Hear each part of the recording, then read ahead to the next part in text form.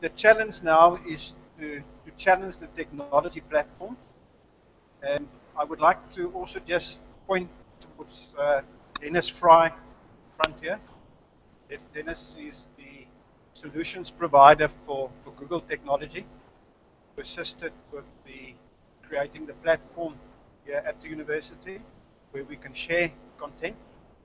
And although I'm an electronic engineer by profession, I'm still surprised, as Bertie mentioned just now, that if you press a button on this side of the content, at the same time that character is moving to the other side of the world. What makes that possible? Now, I think I understand probably more than most electronic engineer being involved with the designing and building of computers. To me, it's still a mystery that information can flow to that extent. And I think what is a mystery to me is to see people via the internet on the other side. This is the technology we're going to challenge today. And as we speak here, we've got three universities and continents that's listening in at the moment. They are connected. And I think what I've realized is not only the visual quality that's important, that audio quality that's important. I think when it communicates like this, one's got to take into consideration the bit of time delay that the signal takes from the one side of the world to the other side.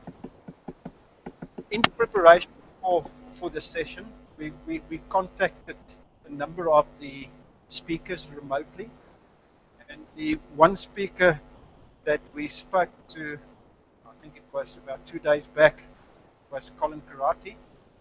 When we connected to him the first time, he was sitting in a train in Australia. And he said, he gave the message and said, okay, I'm in contact with you, but give me time, I'll be contact you running between meetings. I'll interact with you as soon as I'm on the platform. As he got onto the platform, he took out his cell phone and he held the cell phone like this. He had the earphones in his ears. We could see him walking with the technology using Google Hangouts on there. That's fascinating. And now I see you behind my back, Connor, not with your iPhone anymore, but in real terms. At the same time, while Colin speaks, we'll have Gillian. Just in case. That's cheating.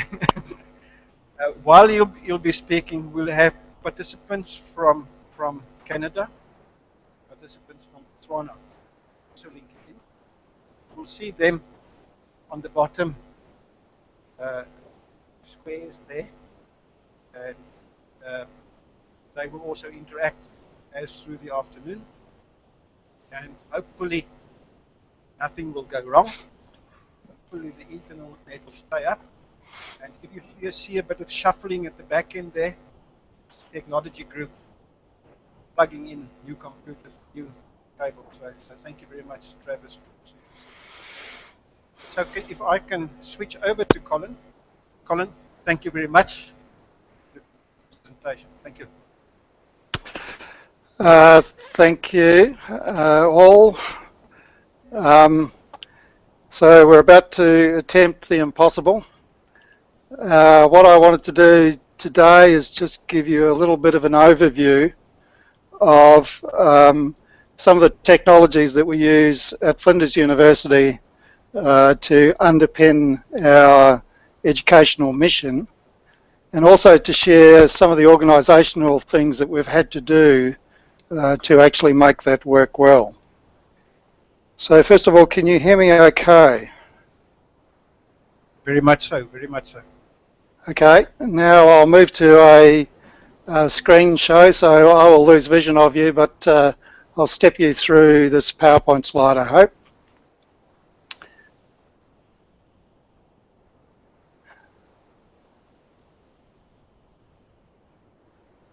So I've titled this presentation Navigating New Waters, and the reason for this is because Flinders University is named after the British explorer who first charted the coastline around South Australia, amongst other things. And it was interesting to me to note that he also visited your country several times. So we have a common link there. I'm presenting this on behalf of the Centre for Educational ICT, who's a group that I have the privilege to currently be directing in an acting capacity, but any mistakes I make are mine. Flinders is one of 3 universities in South Australia.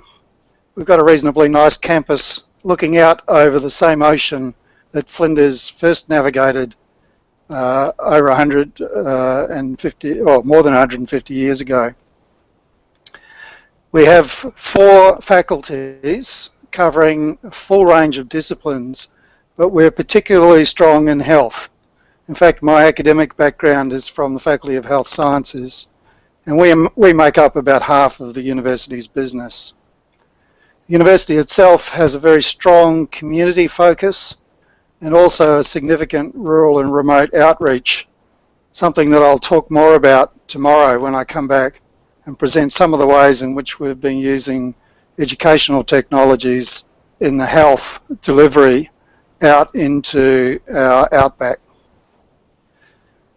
I heard today that we're almost up to 25,000 students. That's a very rapid growth rate over the last 5 years or so, largely to do with political changes here in Australia concerning education. But I think it underpins that we have offerings that students want. We have a vibrant campus, but most of what we present has some sort of online presence, some of it quite considerable, so that we have about 30% of our topics considered external. In other words, they can be taken more or less online, usually with some intensive component just to fill in the experiential side of things. Our university was founded back in 1961 as part of a second wave of new universities brought in under a new Labor government then. Our founding Vice-Chancellor set the university up with a very simple single phrase. He extolled us all to experiment and experiment bravely. So what I wanted to do was just run through some of those experiments. They're not really experiments, but to give you some idea of how we've worked the system in order to provide or to take the best advantage of what technology can now begin to offer. The first of these is organisational and governance. In 2010, there was a review of the use of ICT across the university. This led to a bringing together of our library, our information technology services, the people who look after our technology for us, and the Centre for Educational ICT into a single information services portfolio. The idea here was to take advantage of the strong synergies between each of those areas and recognise that they were closely interrelated around technology. We wanted to share function around those technologies with a focus on the services, and that was to be especially the case for educational support.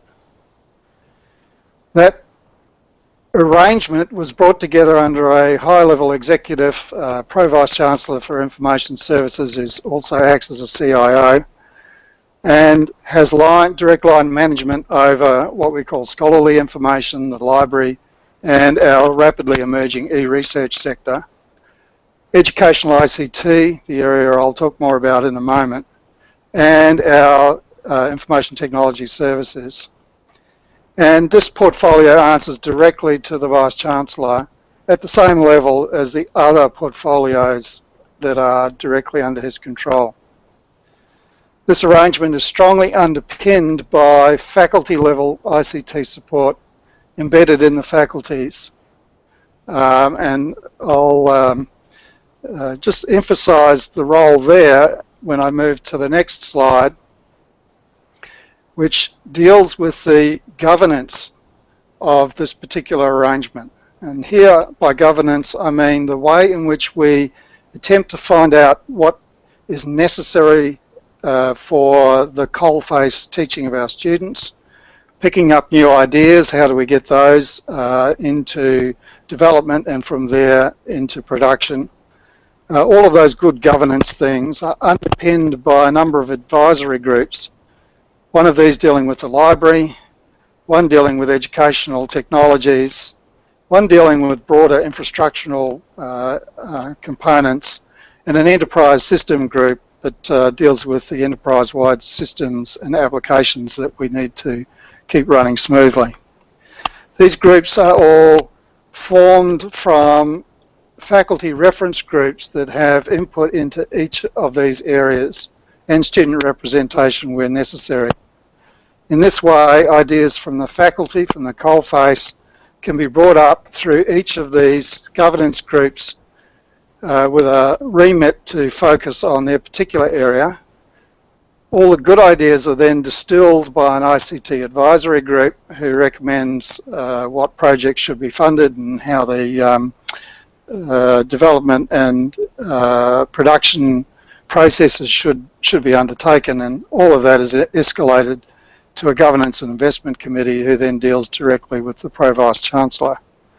Now, this is a bit boring and dry from a technology point of view, but I just wanted to emphasise that you do need these very strong management and governance structures if you're to take full advantage of the technologies and to be able to harness all the creative spirit around those technologies that's going on down here in the faculty level.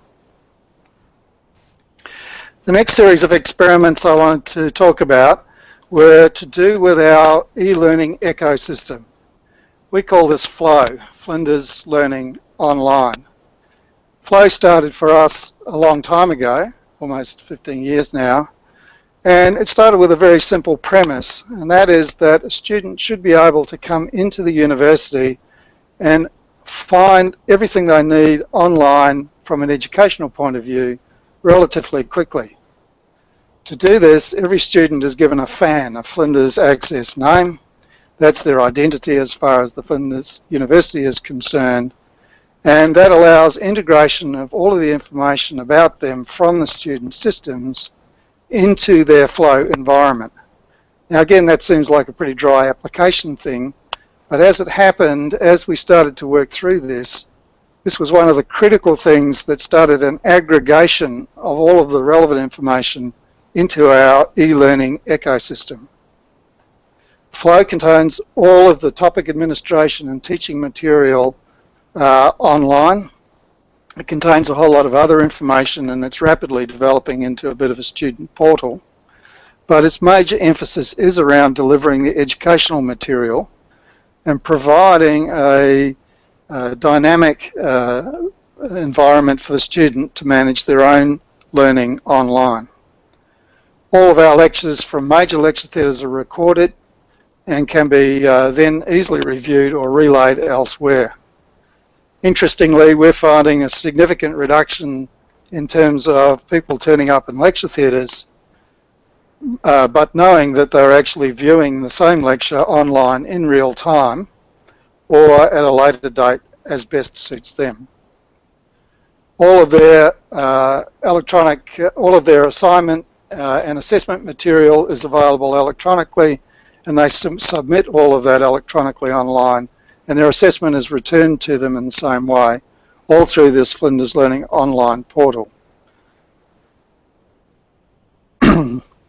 That portal was based on WebCT and Blackboard, which we converted over to Moodle in 2011, because that was the best overall fit for us as a university. As it turns out, the cost implications were about the same. But we did want to go with an open access or environment with open source, open code if you like, that permitted us to engage with the community of practice of other Moodle users around the world. And in fact, there's a fairly strong Moodle community here in Australia that we're very deeply involved with. as a way of keeping our flow as vibrant as possible. In another interesting step for us at the time, we outsourced the Moodle to a local commercial host, as did a number of other universities at the same time in Australia. This is around the time when the discussion about clouds solutions was coming to the fore, and for us it was a fairly significant step. We hadn't had that much experience with cloud applications to that point in time, but we decided that was an experiment worth doing, and we've not regretted it since. It's been a very stable application for us. This just shows the growth of flow over that period of time from 01 through to the current date. And you can see that it's been climbing quite steadily over this time. Our student numbers have also been growing, but nowhere near as fast as the uptake of, or the use of flow. At the moment, as of, I think, yesterday or so, we had something like about 15,000 unique users per day. And at any point in time, there's around about 850 users online using flow in a meaningful way. So from a daily point of view, that's quite a lot of people using our flow environment, and vindicates the significant investment we've put into it. Flow is constantly in evolution, constantly in motion, if you like, towards a much more integrated learning ecosystem. We've now started integrating a learning content management into it. We call this Flex, Flinders Exchange, where we're using Equella and Kaltura as platforms for building up a much more sophisticated way of bringing in pedagogical content and admin resources, managing them as cost effectively as we can, and then pushing them up into flow for consumption by the students. This allows us to reuse resources, to rationalise resources, teaching resources that is, and also to monitor the use of them so that we can start to get more heavily into learning analytics, something we have on the roadmap for the not too distant future. I just want to raise the third experiment. This is one that's just concluded for us. What we're doing here is taking specific online learning experiences or trials and wrapping them into a project that investigates purposefully different modes of online learning. So I won't go through all of these. I'll just highlight some of our experience with MOOCs, because that's obviously reasonably topical recently. But also this online learning trials includes investigating what we call FILE, Flinders Individualised Learning Environments, which individualises learning options for students in specific topics, so that they can essentially follow an individualised educational experience. That's proving to be quite a challenge, but also very interesting. And of course, we're interested in how we can convert many of our courses and topics into fully online or substantially online. And much of the project has been around identifying which ones we would do that to, and why, how to, and what resources are required to do that. I'm sure you've all been hit by MOOCs, this strange new world of the future. We got swept up in it too. Our Vice-Chancellor decided we needed some. We decided if we were going to do that, we were going to do it in a reasonably meaningful way. So we developed this mandala, if you like, for investigating MOOCs, or for developing MOOCs, where first of all we looked at the strategic positioning and potential of doing that in any particular area. We carefully developed resources and roles. This actually led us to develop some quite strong e-learning teams, which involve project manager, educational designer, some people who could actually transfer content online, and last but not at all least, the content expert or experts that would provide the material to build the MOOC. We found all sorts of platforms when we started looking for a proper platform for this. There's about 30 of them that we assessed, and we scaled that back to 4, which we've used in various ways, 2 in particular, and I'll mention some of them in a minute. We went through developing the curriculum very intentionally, designing the activities that would go into the MOOC, creating the resources, promoting it, and so on, so that we go around this MOOC model very purposefully as we develop these things. I'll show you just two of these. One of these has to do with mental wealth. This is this is the flip side of mental health, if you like.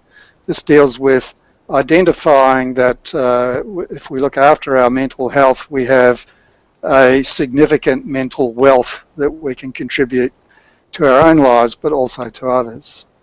We used a platform here called Peer-to-Peer University. It's open source from out of Germany. And this one was interesting because we set it up as an open action challenge in which we challenged the MOOC participants to become agents of change in their own community, to actually identify within their community sources of mental wealth and to become, if you like, advocates for a proper approach to mental health. That had some very interesting spin-offs. It was quite challenging, but at the end of the day, I think we achieved the job of making participants agents of change, as you can see here.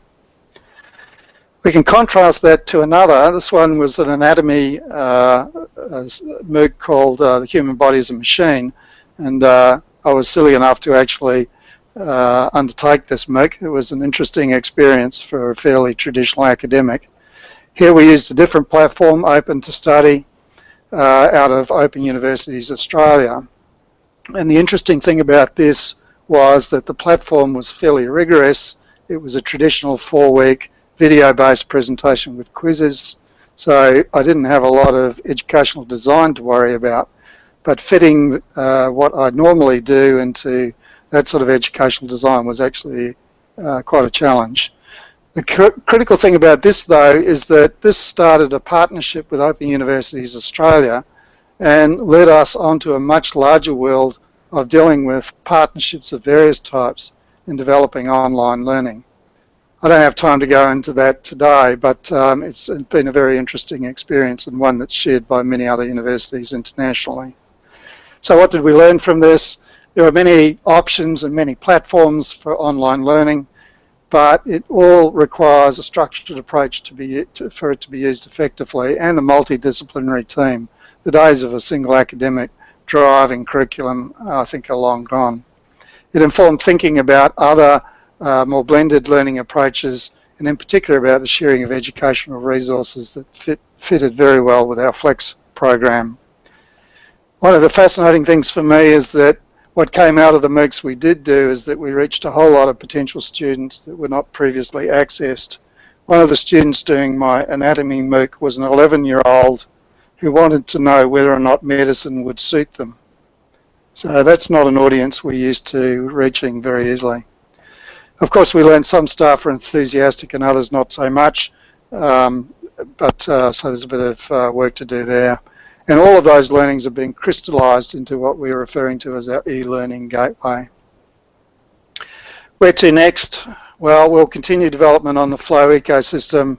We're increasing focus and intensifying the development of online learning by providing tools and support resources and offerings. And of course, like many others, we hope to move into learning analytics.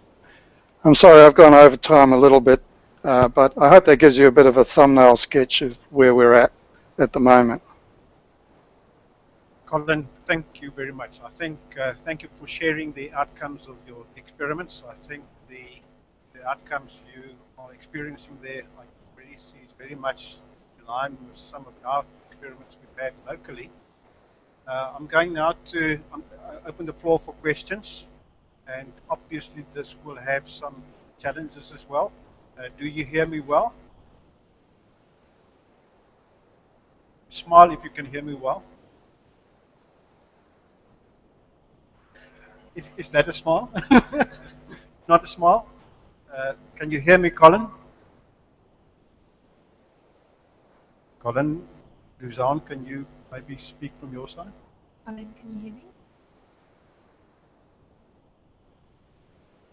Colin, can you hear me? Doesn't seem as though we.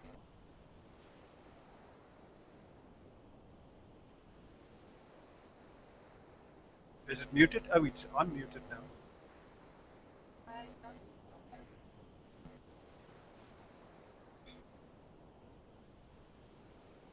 I'm being muted there, but Suzanne is. Off. Can you hear me? Okay, let's thank you, Colin. I think we'll switch over to the next. We can always. We'll see him tomorrow again. Thank you, Colin. And oh, there you are. Hi, yeah, no, I don't know what happened there. I lost the audio, but I'm back. Good, good. Colin, we're going to ask somebody to be brave enough to pose a question. Anybody would like to be brave?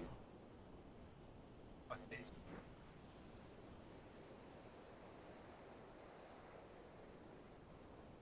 Hi, Colin. It's Erica here from Stellenbosch University. I'm not sure if you can hear me.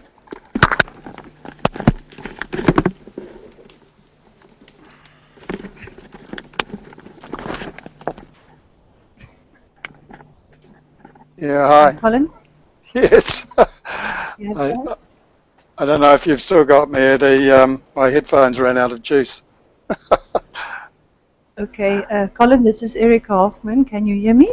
Yes, I can. Okay. I would like to know, for you being in the health education, what do you do with these online students in terms of practical skills that the students need to acquire? Things like dissections and microscopy, things like that. The practical part of the courses. How do you handle that? It could well have been a posted question. I'm going to talk about that tomorrow.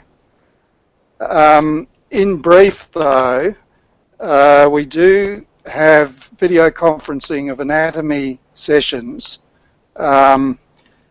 between our facilities at Flinders University and Darwin, which is 3,000 kilometres away. We also share some of the histology teaching in the same way. And it's a difficult thing to do, but it's reasonably effective and better than nothing at all. We also share all of our major lectures, so they are video conferenced or video streamed to our remote students. So I will talk about that in more detail tomorrow afternoon. Thank you so much, Colin. Can we have another question? Thank you. Another brave question. I'm not sure it's a brave question, but it's a question specifically about lecture casting and lecture recording. You mentioned that you introduced that a while back and you saw a reduction in students attending lectures on the campus. Can you just elaborate a bit about the time frame and if there's a study available we can look further at? I'm sorry I didn't get the last part of that question. That you asked just about the time frame and if there's any research done documenting it. Not that I'm aware of. It's anecdotal, but and it may well have happened anyway, because a lot of the educational material that is presented in lectures ends up online in some other form, and increasingly so in rich media formats of various types. So it's anecdotal insofar as, well, if I give you my own experience, I was one of the early adopters in having the lectures all recorded, and over the course of about a year or so, I noticed that I was getting less people. When I queried the students, because I have a small class at that time, when I queried them about why they weren't coming to lectures, they said, oh, well, you know, we have to work on that day, or now we can work on that day. And so we watch it, you know, at night or sometimes on the bus or whatever, as they're going to and from university. Now, all of these lectures are provided through our Flinders Learning Online environment, and they can be scaled at high quality or much lower quality. So they're actually reasonably viewable on mobile devices, and a lot of the students are actually doing that. Some students are watching the lectures in real time via those mechanisms, which means they actually don't have to come into campus. And the reason I know that is because I've asked them, so it's only anecdotal. But on one particular hello? Colin, I think we're being interrupted by Botswana, so if we can try and finish off. Okay, well, so on one particular occasion we had to shift lecture theatres, and I got a phone call, or one of our other students got a phone call from a student who said, will you be transferring the video into the other lecture theatre, because they were watching from home. So I don't know of any evidence at our university of the impact of video recording on attendance in class, but certainly amongst my colleagues they notice it's down, and they attribute that to the online recordings. Thank you, Colin. Then we'll see you again tomorrow for your following presentation. Thank you very much, and you came over extremely clear. Okay, good. Thank you. Thank you. I was privileged to visit the University of Botswana in Gaborone about a month back, and met two gentlemen there. One was Blackie, one was Betsy. One responsible for the IT side, and the other one for the teaching and learning side. And they are brave enough to use the technology. They will be presenting to us. So, Suzanne, we're ready to switch over to them. Say goodbye to Colin. Lucky? What we've Lucky, got can you here hear us? is a static logo of each of the universities. So if the video image is not there, static logo is possible. Yes, it seems they've switched over to their PowerPoint presentation. Welcome, Suretsi. Welcome, Blackie. Can you hear us? Maybe put up your hand if you can hear us. File. Yeah, we can hear you, but you are a bit low. We can hear you very clear as yes, well. Yes, we can hear you. Thank you very much. You can now proceed with your presentation, and welcome to our Seboka. Welcome to our conference. There's approximately 100 participants here, and it's good to be able to see you. It will be good to hear you as well, and thank you for your willingness to participate.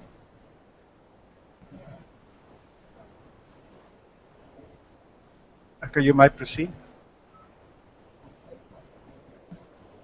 Well, thank you very much to our colleagues who are, okay. Thank you very much to all colleagues who are present in Stellenbosch, and the gentleman who just spoke from Australia. I think what we have just seen is the challenges that we face all in terms of technology, especially transmission over long distance, which we believe we will overcome as time comes. I'm from the University of Botswana. My name is Seretse Bahopi, and I'm sitting here with Mr. Bleki Molelu, who is the gentleman responsible for all educational technology at the University of Botswana. Our university, just to start with, is a mainly residential university with about 16,000 students on campus. On the basis of this, we find that we have a few challenges in terms of delivering education to our students in terms of residential campuses. Therefore, we have resorted to relying on technology because of first our problem with the fact that in the old days we used to be the only university in the country, so we were assured of a lot of money from government, so where we could actually expand any time and then increase the number of students. However, because of our limitations in terms of buildings, in terms of classrooms, we thought it would be ideal for us to piggyback on the current developments in educational technology to ensure that we also are able to deliver education to students anywhere, anytime, without being constrained by our financial resources. On the basis of this, we have our own educational technology department here, which is led by Mr. Mulelu, who will actually go ahead and give you a presentation of the developments at the University of Botswana in terms of how we approach delivering of education on the basis of technology, and also how we try to tackle the fact that we cannot have all our students on campus. Thank you very much. Let me hand over to Mr. Mulelu. Thank you, Seretse.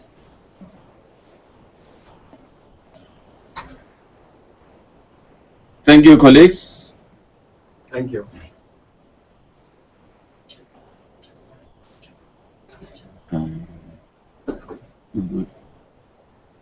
Yeah, go ahead. Go ahead. Hello? Yes, we hear you, and you can proceed. Yes, I think the arrangement was that we're going to upload the presentation from that end. But I can't see it from this side. We can see it now. We can see the presentation. Perfect.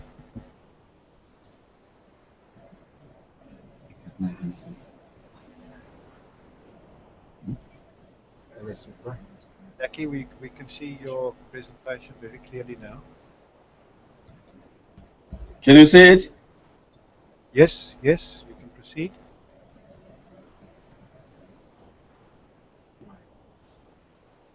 Yes, taking it from where Mr. Sreza just left, the university has a vision of being a leading academic center of excellence in Africa and the world.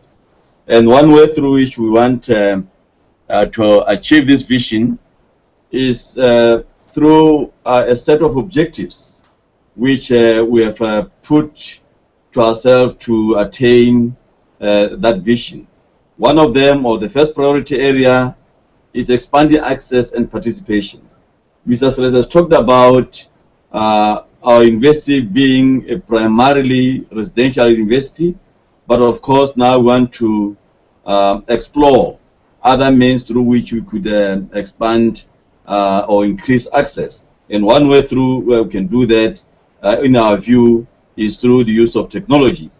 The other priority area is providing relevant and high quality programs. We strongly believe that through enhancing our programs with educational technologies, we can be able to develop high quality programs which can be appreciated and could gain benefit our students. We are also aiming through the use of technology to strengthen engagement.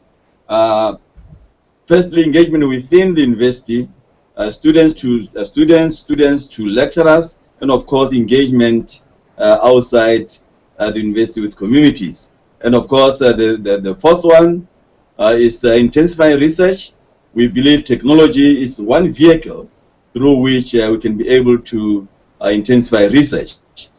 The fifth priority area is improving student learning experience. Our view is that whatever we do, whatever technologies we adopt, they have to be aimed at improving the student experience of learning, how the students will engage with the technology, how the students will learn outside the confines of the classrooms. And in that way, we also strongly believe that through using technology and of course exploring the various platforms, we can be able to achieve that. We are also talking about enhancing human resource for excellence delivery. This particular priority is important to my unit in particular because we are saying in educational technology that it's through the empowerment of our lecturers, through the empowerment of our academic staff, that they can be able to deliver. We can able to make them to deliver excellently and be able to utilize the resources we are having. Education technology as a platform or as resources, we see it as an area or something where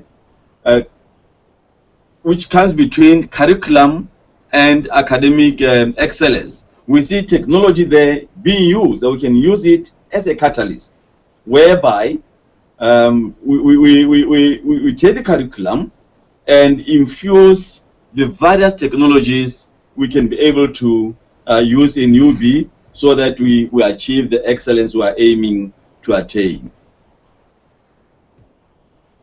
This is the mission of the Education Technology Unit, where we are saying our responsibility as a unit is to spearhead the appropriate use of educational technologies by academic staff and students of the University of Botswana.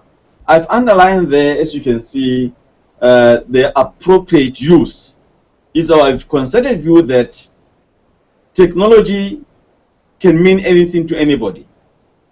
But what is important at the end of the day is how we appropriately apply it to the desired goal of enhancing learning and teaching. Therefore, we do everything in our effort, everything in our control to ensure that technology is used appropriately. So it's the role of the unit, firstly, to identify the appropriate technology. Secondly, to ensure that that technology is being used appropriately by staff. We defined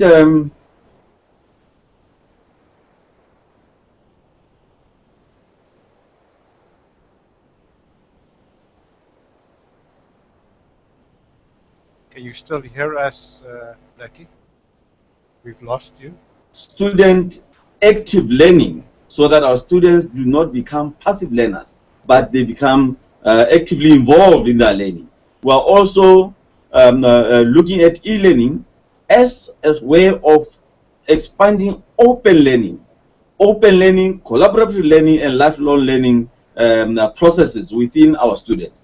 That's the framework from within which we implement e-learning here at UB, where we are saying use appropriate ICTs, use them to advance that which we want to achieve, which is develop students who will be independent learners, develop students who will be actively involved in their learning, and develop students who will be able to collaborate, especially in this technological advanced environment, who will be able to collaborate with anybody, anywhere, anytime. And of course, in so doing, we aim to achieve or to develop students who will have the aspect of lifelong learning, so that they know, or they should always know that in learning, or there's never an end to learning. You learn new things every day as you proceed with your life. What are the objectives of e-learning at UB? One of them is to create enhanced intellectual stimulating teaching environment. We're aware that we are coming from a background where we've been used to a teacher-centered learning approach, where the teacher will come and deliver to the students. But we are trying to say, in as far as we do, as we develop our e-learning materials, we need to be looking at stimulating our learners to be able to actively participate in the learning process. We need to create an environment where our students no longer will they be solely dependent on their lectures. Therefore, for us to achieve that, we need to train our academic staff so that when they develop their teaching materials, they have that focus in mind. they have that objective in mind, that they should be developing materials which will stimulate the intellectual capacity of the students. We are also saying through e-learning, we could achieve extended access of higher education through putting our materials online and expose our students to various online resources which they can use to enhance their learning. Therefore, the objective there is, as much as we want to improve teaching and learning through e-learning, we are mindful of the fact that we are not ready at the moment. We are not ready, for instance, to have 100% online courses. Hence, our objective or our motto is we must have a blended learning approach, where we have some aspects of our courses online, and of course, still use the face-to-face mode of delivery.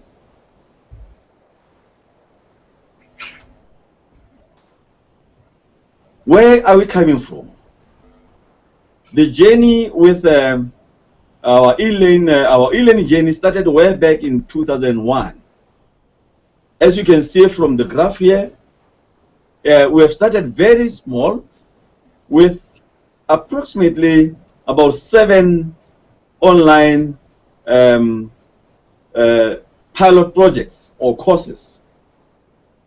When we started, our objective was very clear, that we don't have the capacity at that point to go full-fledged. We would rather start with a small group of lecturers, give them all the necessary support, and develop very sound online courses. Therefore, when we started in 2001, that's where we had the 7 pilot projects, where we given them all the necessary support, including some research assistance. The other reason why we did that was that we hope that the 7 lecturers who were picked from the 7 different faculties will become role models, and the other lecturers will see from them. And of course, as you know, in most cases, academics learn better from their colleagues, learn better from what other colleagues are. Learn better from what other colleagues are doing. But over the years, we can say that we have experienced some growth of online courses. By 2008, we had over 300 courses partially online. Remember, I've said our approach is blended learning, where we believe some aspects of the courses have to be online, but of course, we do not do away with the traditional face-to-face. As we speak today, on the Blackboard platform, we have over 500 courses. As you can see, just like the colleague have just presented from Australia, we started off with WebCT, which in the process, as we all know, was bought by Blackboard, and we switched over to Blackboard. But we also, in 2011 or so, decided that we need to experiment with an open source. As you know, Blackboard is a proprietary system, and of course, the annual fees are at times very prohibitive. So we decided we should also explore the possibilities of using open source. Hence, from 2011 onwards, we've been incrementally having some few courses on the open source on Moodle. As we speak today, we have close to 100 courses on that platform.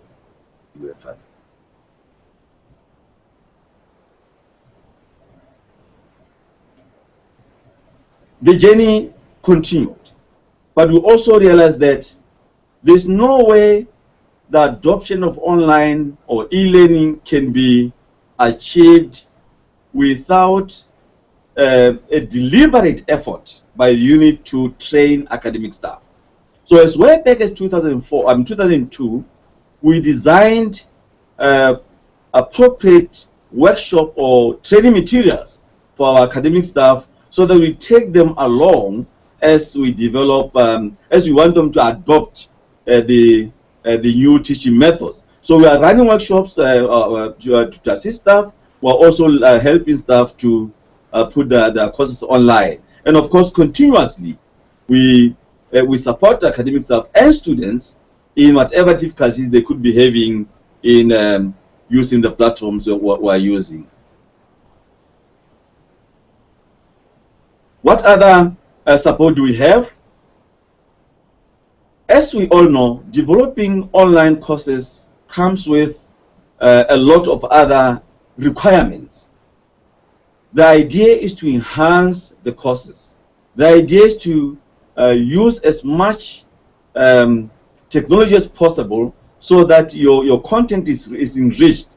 Therefore, within the Educational Technology Unit, we also provide staff with graphic design and multimedia support in their development of online courses. In addition to the training we provide them, we also give them a one-to-one consultation, one-to-one assistance, so that whoever is venturing into the development of online courses, they fully utilize the technology and they enhance and enrich their courses. We also provide them with training. We run workshops from January throughout the year to December, where we invite lecturers on monthly basis to come and be trained on all aspects of e-learning, on all aspects of educational technology and any other new technology we could be using. We also have a technical wing which supports staff now in the teaching spaces, in the classrooms, because our classrooms are equipped with the relevant technologies. We are available as a unit to support staff to utilize the equipment in the classrooms. In as far as infrastructure is concerned, I've already mentioned that we're using Blackboard, which still hosts the majority of our courses, over 500 courses. Moodle currently hosts about 100 courses or so. Other infrastructure involves the physical improvement we do in our classes, the provision of computers, multimedia projectors, VCR, DVD players, and audio players in the classrooms, where now our lecturers, they need not to be carrying paper to work, to classrooms. All they need is to carry a memory stick and just plug in and go ahead with their lecturing. Challenges? Yes, there are many. One of the challenges we're facing is staffing limitations. As more and more staff take to technology teaching, there's more demand from this department to be able to effectively support them. That is a challenge. We are not able to meet the requirements at times, but we are doing our best to support them. The other challenge, a few academic staff feel they are not motivated enough. There are no incentives to push them to adequately motivate them to spend a lot of their time developing online courses. The other challenge, bandwidth. As you all know, we're still struggling with that. We hope with all the developments of connectivity, one day we'll overcome that. The last challenge worth mentioning is monitoring of online courses. Remember when I started, I said one of our objectives is to develop quality courses, and this is the responsibility of this unit to consistently and continuously look into the kind of courses we're having in our platforms. So monitor them, identify weaknesses, get in touch with the lecturers, and assist them in trying to overcome some of those challenges. This is an example of one of our smart classroom, where which are specifically designed with semi-embedded computers to allow for collaborating, to allow for debate, for discussion within such classes. Lastly, in our view, the basic requirements for technology adoption is based on two basic things. There has to be an appropriate e-learning strategy which guides the institution as to how and how to go and where to go and which direction to take. That is very necessary. But most importantly, there's need for a good technology adoption model where the leadership in the university should support that. The academic staff should be brought in on board. The students should feel they own it. They should be ready. All these aspects, if they can be properly mixed, we can be able to achieve some of our set objectives of producing quality online courses and utilizing effectively the educational technologies available in the net. Thank you, colleagues. That brings me to the end of this presentation, and I'll wait for comments and questions. Blackie and Suresh, thanks for sharing your journey with us. It seems as the challenges that you've got are very similar to the challenges we've had during this morning, and very similar to those of Stellenbosch as well. I will now open the floor for one or two questions. Yeah. You covered very clearly, and just give us another 2 or 3 minutes so that we can maybe get some questions from the floor. Be brave. Okay, we'll wait for the questions. Hi, I'm Zadi from Stellenbosch University. Why do you support both Blackboard and Moodle e-learning platforms? Sorry, you're not clear, Sally. Can you come again? Can you hear me now? Yeah. Yes, better. Okay, I'm just interested in knowing why you support Very both well. Blackboard and Moodle e-learning platforms. Why you support both Blackboard and Moodle? And Moodle, yeah. Yes, okay. Our initial investment, as we say, was in WebCity, which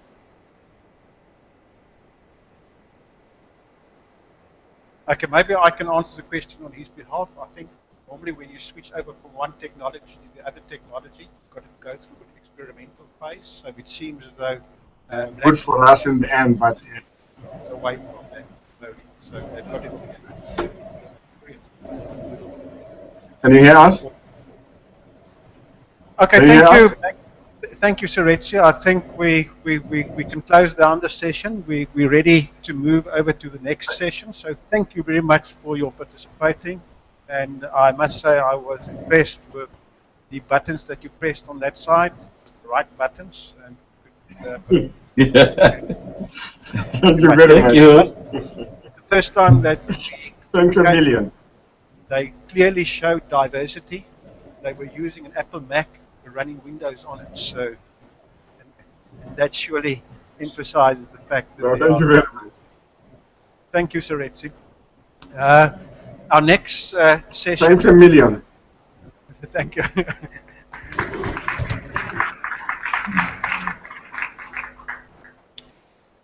Okay, now our next session is from Canada. We've got Helen and Lynn on the other side. Helen and Lynn, we can already see you on the screen here. And if you again smile, then we know that you can hear us. Yes. So, very much so. We've got an audience of approximately 100 people here. And Antoinette just wants to say something quickly. What time is it at the moment in Canada, Helen? It's 8:30 a.m. And can you hear me okay now? Yes, perfect. Thanks. Over to you. I think Okay, Antoinette was so in the pajamas. So. I'm very pleased to be here in Canada in temperatures of minus 12 degrees Celsius, and wishing so badly that I was in Botswana or South Africa or Australia right now, to be honest. We promise better temperatures in May, however, don't worry. Well spoken. Great. So we want to introduce you to the University of Guelph and to tell you a little bit about our university and our work in online learning, which will be expanded in tomorrow's presentation by our colleague Richard Gorey. And also, I will be introducing some discussion around the content that we teach in the area of communication for development and issues around information and communication technologies and development. So I'd like to introduce my colleague Lynn Mitchell, who's the director of the Center for International Programs, and she will be sharing with you something about her work and international activities here at Guelph. Thanks, Helen. I just wanted to give you a little overview of Guelph. A lot of people don't know the university unless they work in areas of rural development. That's where we certainly have a reputation around the world.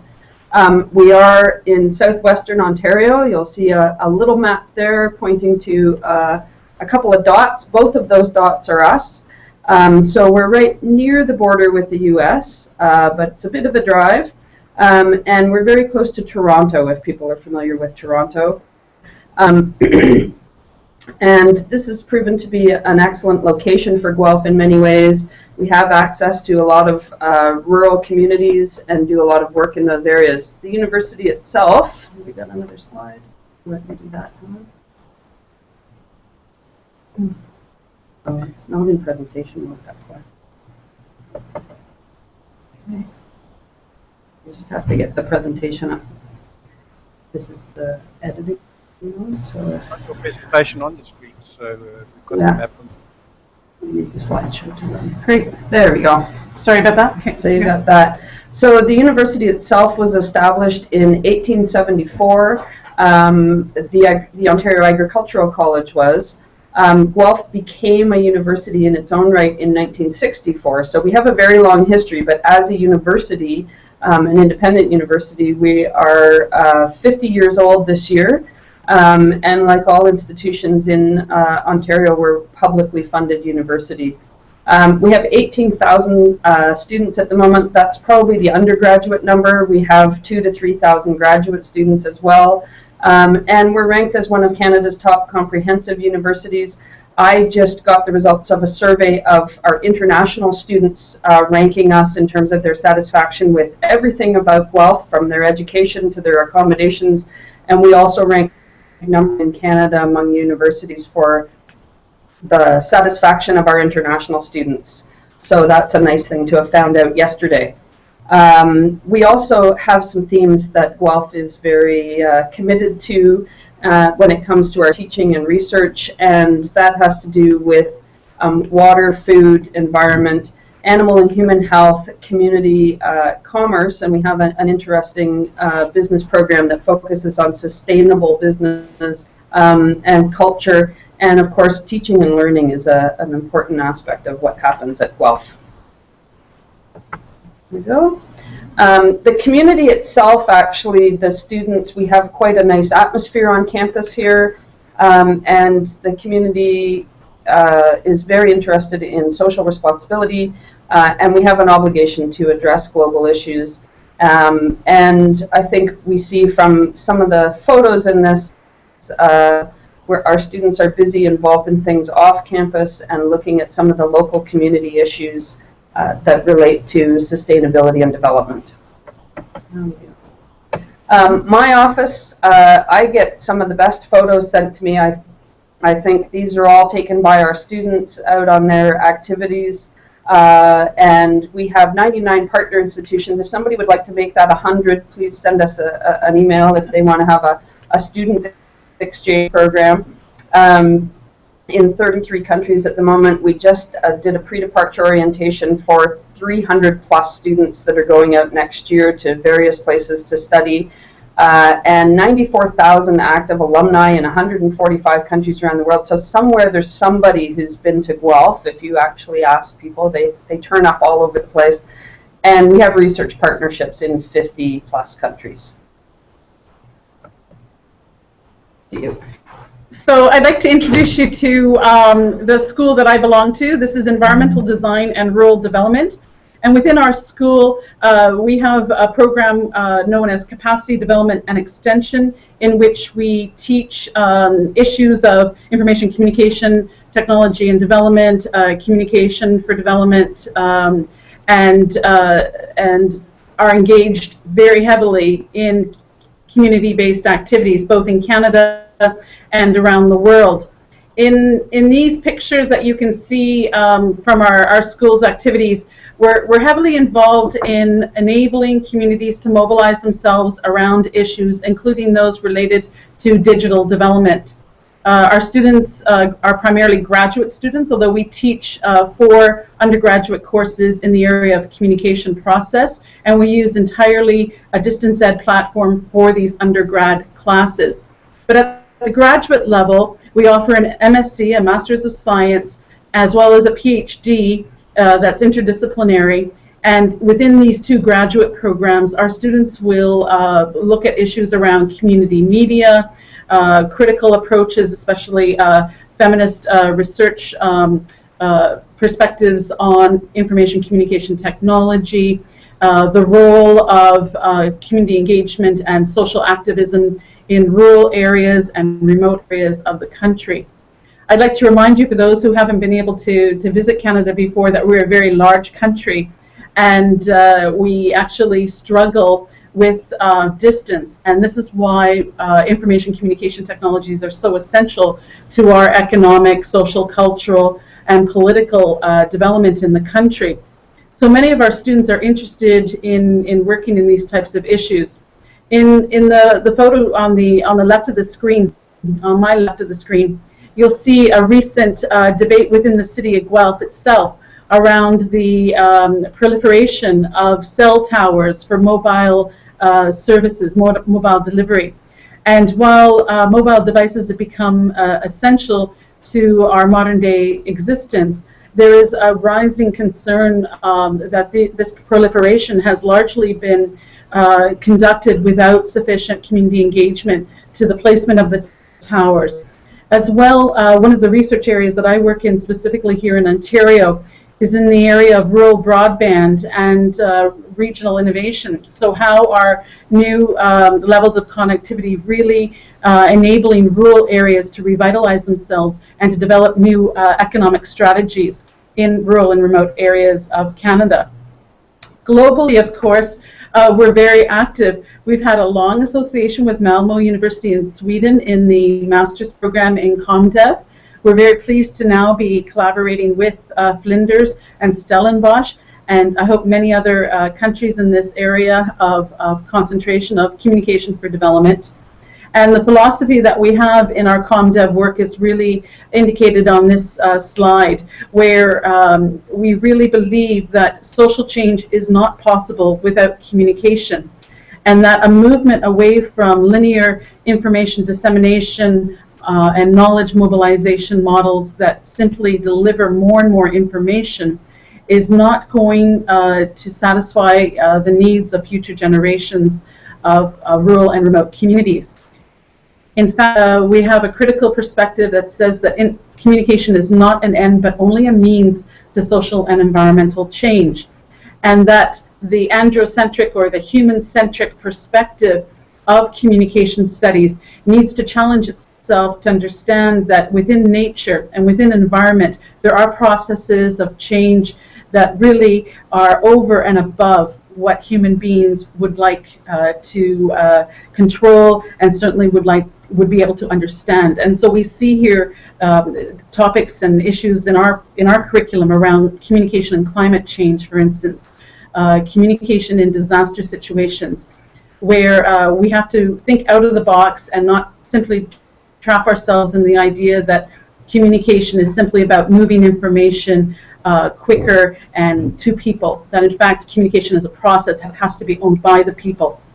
In this respect, our ComDev work is heavily influenced by understanding that we need to work across levels of the system, so from the individual to the organizational to the network and system levels, to really create the systemic change that is necessary for the society and the environment in the future.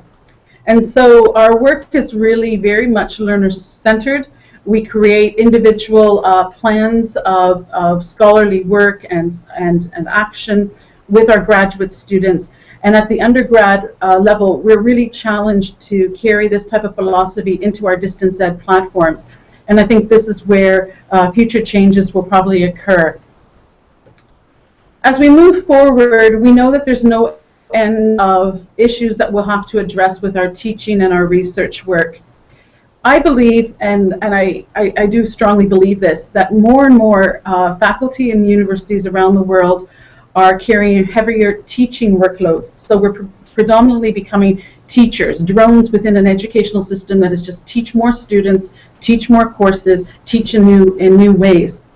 And while I don't underestimate the importance of teaching work, teaching is nothing without the knowledge generation aspect that we can be engaged with, i.e. research within our institutions. So we need to find new ways of infusing into our teaching work opportunities to do research. And the research that I would promote would be participatory and action research oriented, so that we actually work with communities and our students at the same time in both teaching and research mode. So a couple of examples of this kind of work that we're involved with here in our school are to really enable through community engagement activities rural towns and landscapes to define for themselves their new reality of rurality. What does it mean to be rural in a world that's global and heavily connected and networked? How are movements like our First Nations people, Idle No More is the tagline for one of our First Nations movements. How do movements around First Nations people engage with a global audience, so that we understand that the global south is also very much present in a country like Canada, that despite the wealth and perhaps quality of living that we experience here, that we have many communities that are on the margins and who have very deep social and environmental challenges ahead of them. And then also, how do we mobilize ourselves globally? How do we get out of Canada to countries in the world like the Democratic Republic of Congo, which is the picture in the lower right side? How do we engage with countries that are really facing major challenges with capacities to be able to teach and to do collaborative work at the community level? So these are some of the issues that we identify here in Guelph. I'd like to tell you that we are the home of the next ComDev seminar, which is taking place May 22nd and 23rd here in Guelph. As Lynn has told you, we promise we will have better weather for you, so this picture might be a little bit more accurate. And also that we're very pleased that the local online classroom is being held during our 50th year of celebration at the University of Guelph. So we'll promise to have a birthday cake on hand to share with you as well. So thank you, everybody. It's been a pleasure to be with you here today.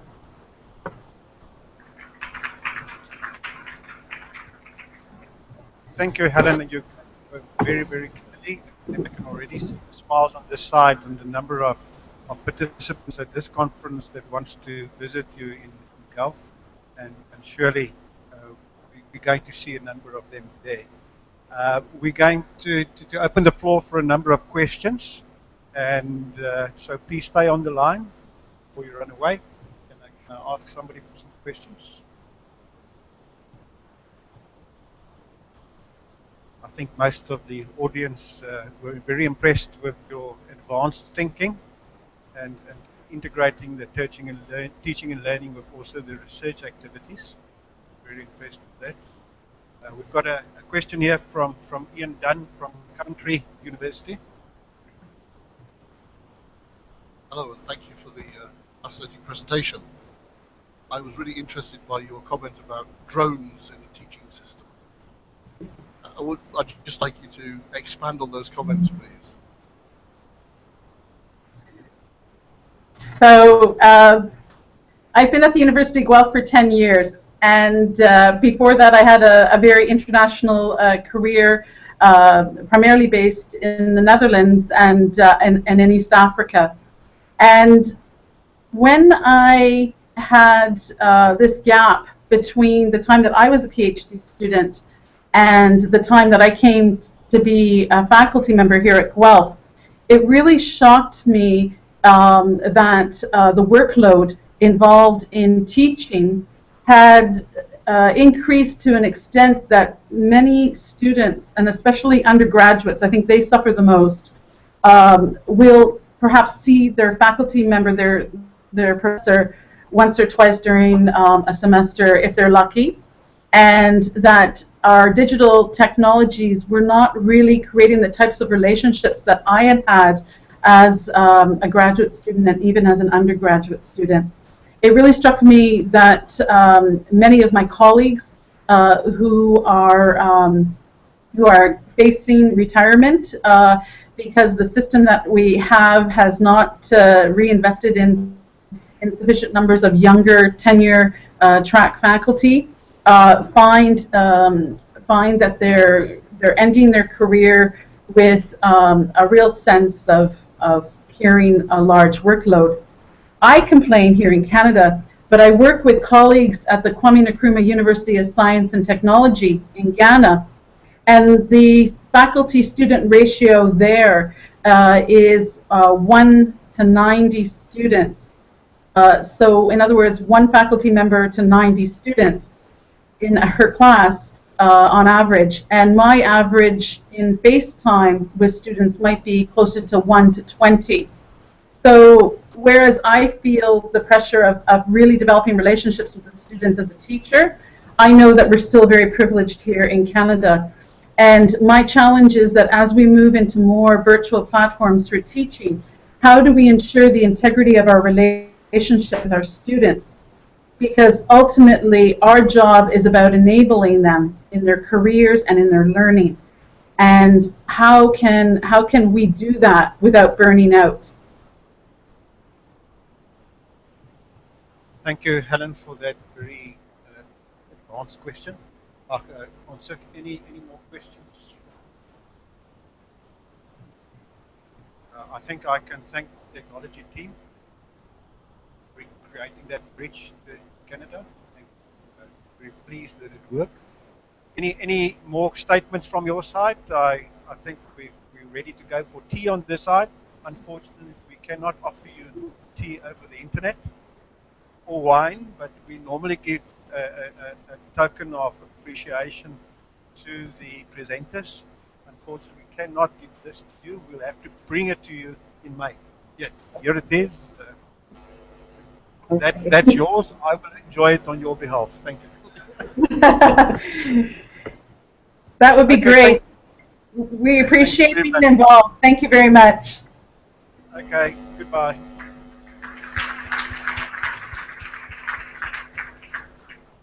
I think we're about ready for tea. We're about 10 minutes early, and I wanted to put somebody on the